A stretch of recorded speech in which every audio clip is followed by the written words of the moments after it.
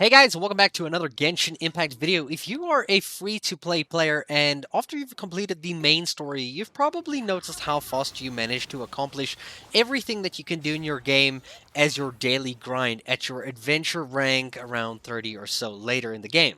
Like in some days, you literally can only spend 30 minutes playing and then you have nothing more to do.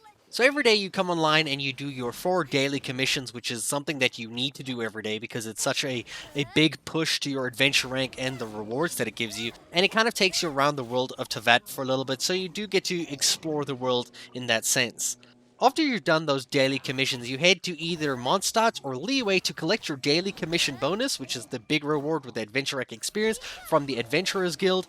And then from here, you can send out your heroes on expeditions to gather some rare materials that you may need, especially like crystal chunks, which somehow I managed to have almost 400 right now. And at this point, you realize that you have 120 resin to use, as you would have every single day.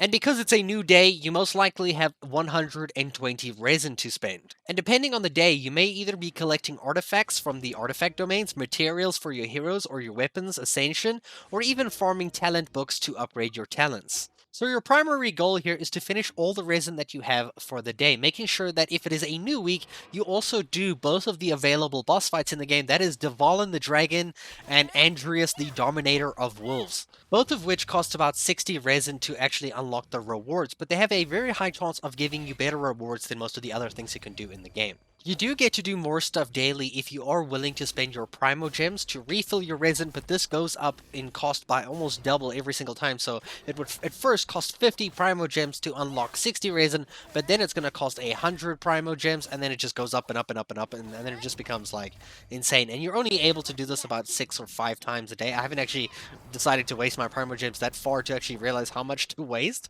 so I just haven't done that.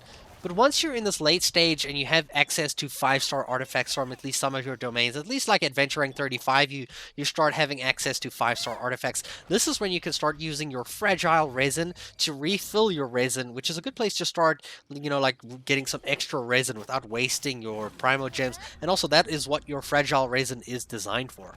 So you really want to spend that where you have the highest chance of getting 5-star artifacts or something that's really going to help you, or something that you really need to unlock now so that you can increase your adventure rank experience like absurdly, or get that new adventure rank level so you can unlock things faster and get like higher in the game quicker if you are trying to get far quickly. So around the mid-30s of your adventure rank, you start unlocking some hero quests that take you on a little journey to follow the certain character. You'll see it will be certain heroes that you unlock in the game as actual playable heroes, and you kind of follow a little story with them, and it seems there aren't too many of them, and you only unlock them like every few adventure rank levels. I mean, it's like 1 or 2 levels between, and it does take you about like 2 to 3 days to actually go up adventure ranks, so you only get these every now and again. But the best thing about them is that you do get adventure rank experience at least for half a rank, which is quite a decent push to kind of get you along going to your next adventure rank level. So you have to consistently use all the resin that you have throughout the day. So start in the morning, do all your commissions, finish your resin, and then come back just like it's like, evening time.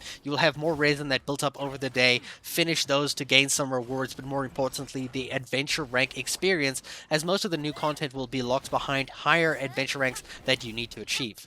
Ultimately, as a free-to-play player, it's best to focus on building one hero mainly, but it's also good to maintain your party heroes at a similar level to your main, since the game seems to average those levels out and give you your bosses or your enemies based on the average of your party's level. So you can see my Kuching's level is level 70, and the rest of my party is between like 50 and maybe like near 60, and the enemies I fight are scaled to about like mid-50s in level. So like often I'm fighting enemies that are level 55 when my Kuching is like level 70.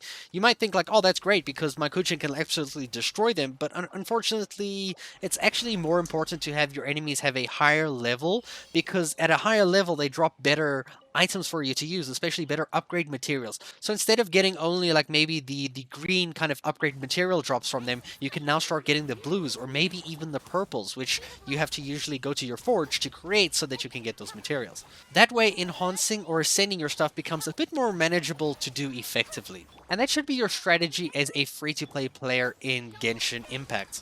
I hope you guys enjoyed this video, and I'll see you guys in the next one. Thank you so much for watching.